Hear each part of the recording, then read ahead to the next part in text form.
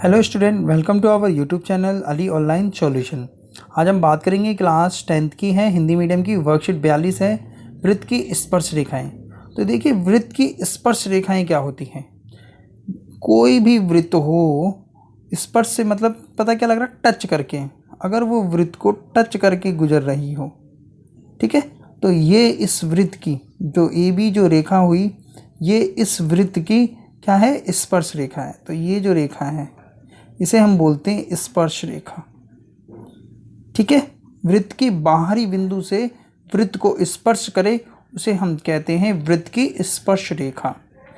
चलिए, इसमें कुछ क्वेश्चन दिया हुआ, याद कीजिए और बताइए। दिए गए चित्र में रेखाखंड CD क्या है? CD क्या है आपका? जीवा, ठीक है, जीवा, इसे जीवा कहते हैं। जीवा क्या होती है? वृत्त के अंदर,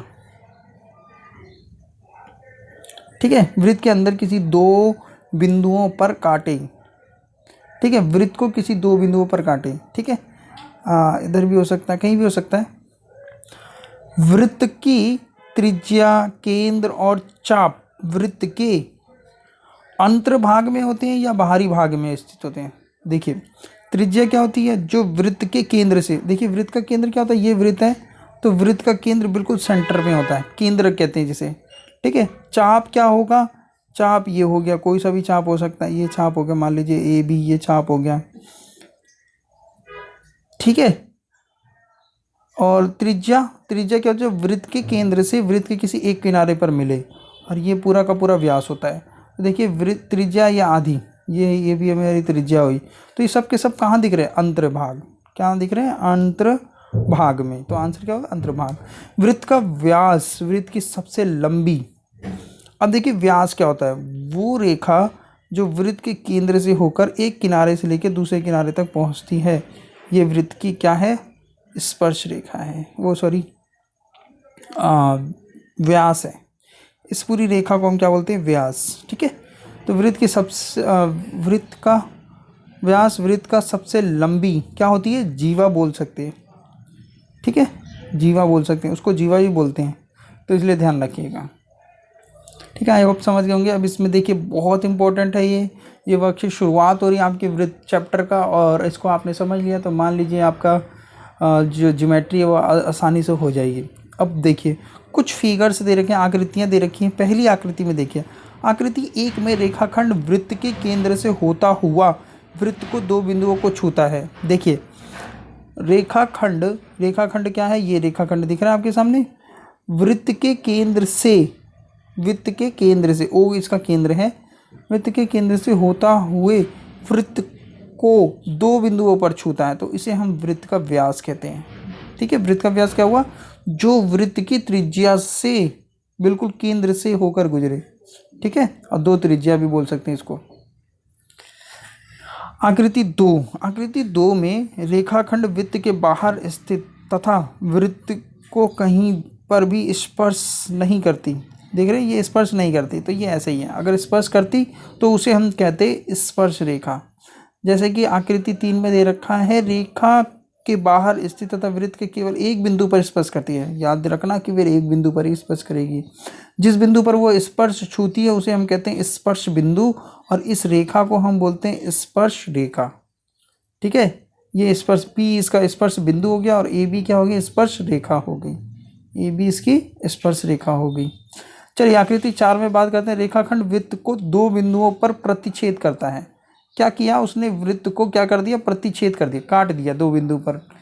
देखिए, E और D, ना केंद्र से होकर गुजर रहा है, ना उसके दोनों पॉइंटों को सिर्फ अंदर ही अंदर काट रहा है, बाहर तक चला गया, तो वह बिंदु क्या कहलाता है? छेदक रेखा कहलाती है। चलिए, इसमें प्रश्न दिया हुआ है, वृत्त की जीवा वृत्त के छेदक रेखा से किस प्रकार भिन्न है? वृत्त की जीवा, देखिए जीवा क्या हो रही है? अंदर अंदर काट रहे हैं, ठीक है, और छेदक रेखा क्या होती है? बाहर तक चले गए। वो रेखा जो वृत्त के अंदर अंदर काटे उसे हम बोलते हैं वृत्त की जीवा, और वो रेखा जो उसको काट कर बाहर तक चले जाएं, ठीक है, कहीं भी हो सकते हैं, देख रहे हैं, इधर ऊपर या नीचे, ये ऐसे कुछ भी, तो उसे हम कहते हैं वृत्त की छेदक रेखा, और ये जीवा अंदर अंदर काटे। अब हम कह सकते हैं कि चित्र 3 में वृत्त AB वृत्त की स्पर्श रेखा है तथा P इसका स्पर्श बिंदु है। ये मैंने आपको बता दिया था। चलिए ये थोड़ा सा इसको आप नोट डाउन कर लेना ज़रूर, और इसको इम्पोर्टेंट मार्क कर लेना। क्या करेंगे आप, इम्पोर्टेंट मार्क कर लेंगे, क्योंकि ये आपके इम्पोर्टेंट मार्क्स करने से एक फ़ायदा ये होता है कि जब हम कोई चीज़ रिवीजन करते हैं तो इम्पोर्टेंट चीज़ों पर ध्यान जरूर दे लेते हैं। ठीक है, तो देखिए वृत्त की जीवा, छेदक रेखा तथा स्पर्श रेखा की तुलना, ये डिफरेंस हो गया, तीनों में अंतर। तो देखिए जीवा क्या होती है, वृत्त के अंदर स्थित होती है, वृत्त को दो बिंदुओं पर छूती है और केंद्र से होकर जा सकती है। तो क्या हुआ, वो अंदर होती है, पहली बात तो वो अंदर होती है, दूसरा क्या है, केंद्र से होकर जा सकती है, जो सबसे बड़ा इसका ये व्यास भी हो जाता है। ठीक है ना, दो बिंदुओं पर छूती है, दो बिंदुओं पर कहीं ना कहीं छुएगी। देखिए छेदक रेखा क्या, वृत्त को प्रतिच्छेद करती है, वो कहीं ना कहीं क्या करती है, प्रतिच्छेद करती है। वृत्त को दो बिंदुओं पर प्रतिच्छेद करती है, ये बिंदु ए बिंदु पर प्रतिच्छेद की, बी बिंदु पर प्रतिच्छेद की, डी बिंदु पर प्रतिच्छेद करी, केंद्र से होकर भी जा सकती है।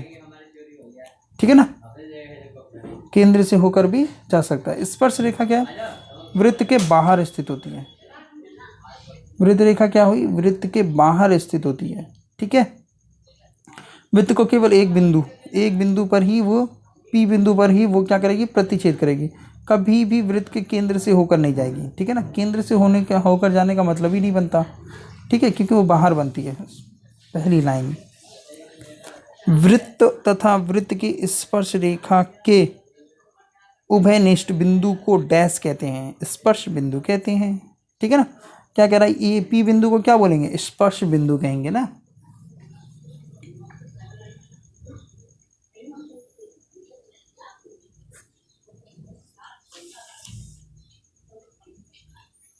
स्पर्श बिंदु,